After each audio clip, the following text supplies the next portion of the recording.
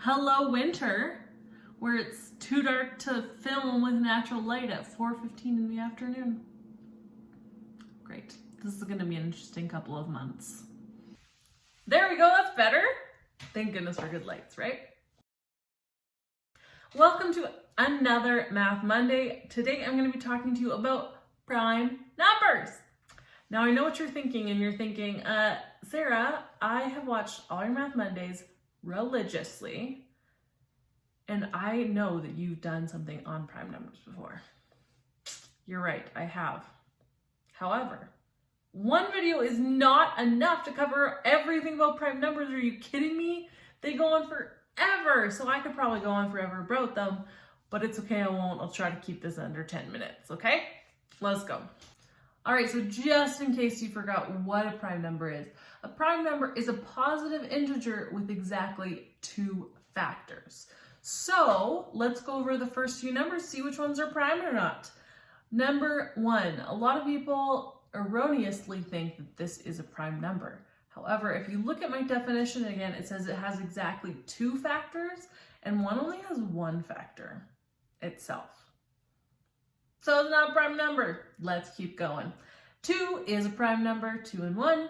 3 is a prime number, 3 and 1 is the only ones that go into 3. 4 is not, because 2 goes into 4, as do 1 and 4. So, no, not a prime number. 5 is 6. Isn't. What numbers go into 6? 1, 2, 3, 6. All go into 6. Not a prime number. 7, yep, only 7 and 1 go into 7.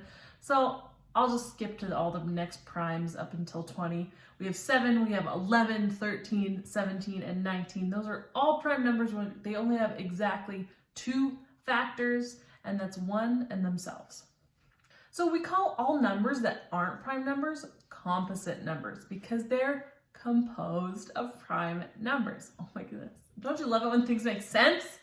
So each composite number has its own unique set of prime factors that make it up. So the number 294, I want to figure out what set of prime factors does 294 have? Well, then I'm going to make a thing called a number tree because it has a bunch of stuff branching off. That's why we call it a tree.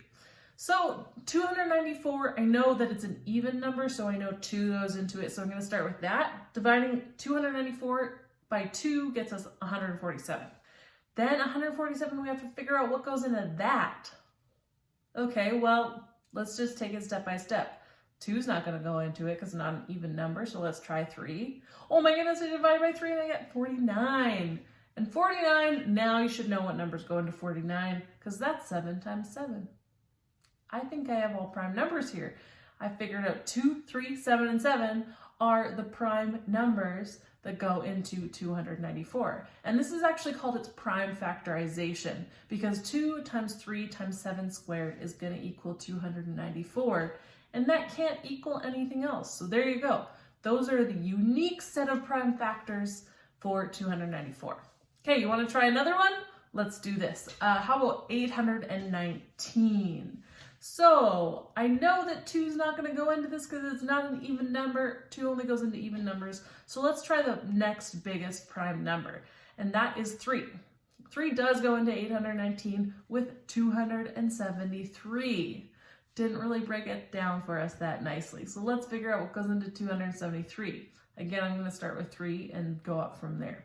But 3 goes into it, so I don't need to go up from there. Perfect. 3 and 91 go into 273. And then again, I have to test 91. So actually 3 doesn't go into 91. So then I usually go up to the next prime number, which is 5, but I already know 5 doesn't go into it because it doesn't end in a 0 or a 5. So let's try 7. Dividing 91 by 7, I get 7 and 13. So those are 2 more prime numbers. So we are done, and we can see that 3, 7, and 13 are the prime factors of 819, which is therefore equal to 3 squared times 7 times 13.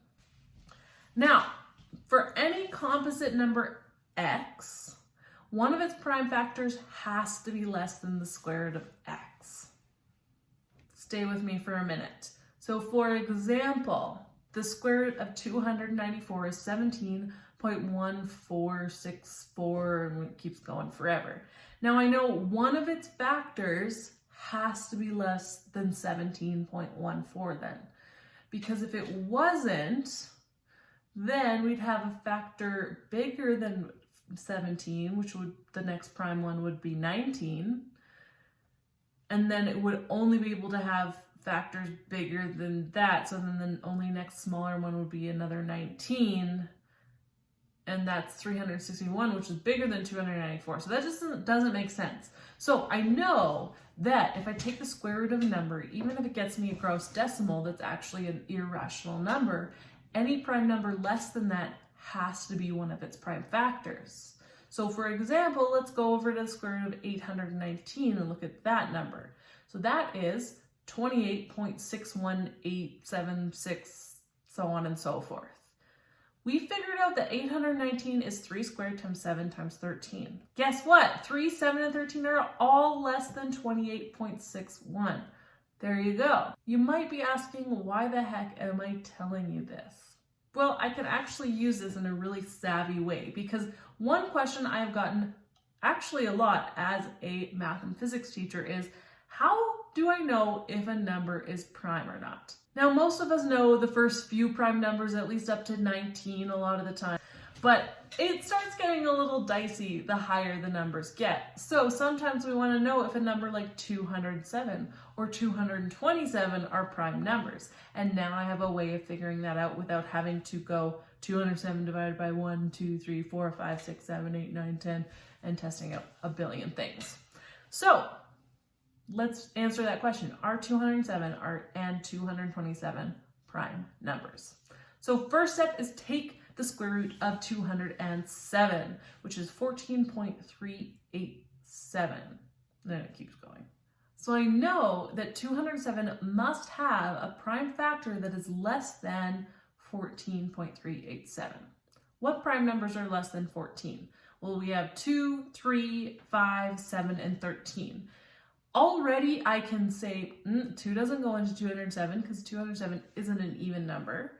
I can say 5 doesn't because 207 doesn't end in a 0 or a 5. So really, I only have to test if 3 numbers go into 207. So let's do it. 3, 7, and 13. So 207 divided by 3, let's start with that one. Already, I get a whole number. That's 69. So what that tells me is that 2 whole numbers go into 207. 207 has a prime factor of 3, and therefore it must be a composite number and not a prime number. So let's test the other one, 227. So the square root of 227 is 15.0665, so on and so forth. So I just need to divide 227 by the prime numbers less than 15. And maybe not even all of them, because again, those prime numbers are 2, 3, 5, 7, and 13. 2 we don't have to try because we already know 227 isn't a even number, so it's not going to work. We also don't have to try 5 because it doesn't end in a 5 or a 0, so we know that's not going to divide into 227. So again, I'm left with 3 numbers that I have to try. Let's start with 227 divided by 3. There we get 75.6 continuing. Bad news, that's a decimal, therefore 3 does not go into 227, but we still have 2 more to try. So we have 227 divided by 7, also a decimal, 32.42857, so on and so forth. Okay, let's try our last one. 227 divided by 13, another decimal, 17.4615, which means none of these prime numbers go into 227, which means we can very safely assume that 227 is a prime number. And there you go, there it is. That's how you can figure out if a number is a prime number or not, which I have been asked a surprising amount of times. So if you are somebody who has asked this question to me before, there is a nice short way you can figure out if a number is prime or not. All right, so that is it for me this Monday. I hope you guys have an awesome week, and I'm gonna see you next Monday. Bye.